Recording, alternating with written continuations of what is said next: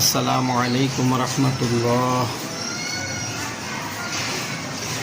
আমরা অনেকেই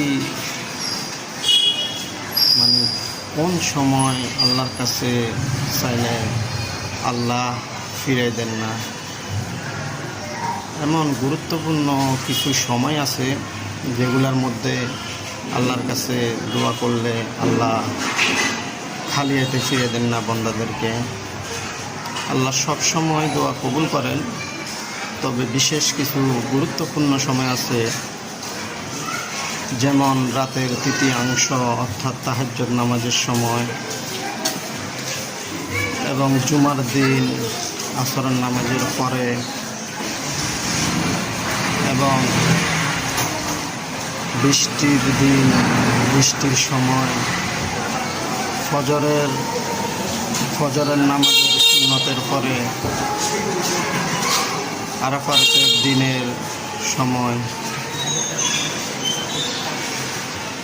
গুরুত্বপূর্ণ এই সময়গুলোতে আল্লাহর কাছে চাওয়া মাত্রই আল্লাহ কবুল করেন। তো ইনশাআল্লাহ আমাদেরকে এই গুরুত্বপূর্ণ সময়গুলোতে আল্লাহর কাছে কিছু চাওয়ার তৌফিক দান করুক, আমিন। আমার ভিডিওটি যদি ভালো লেগে থাকে তাহলে ফলো দিয়ে পাশে থাকবেন। আসসালামু আলাইকুম রহমতুল্লাহ।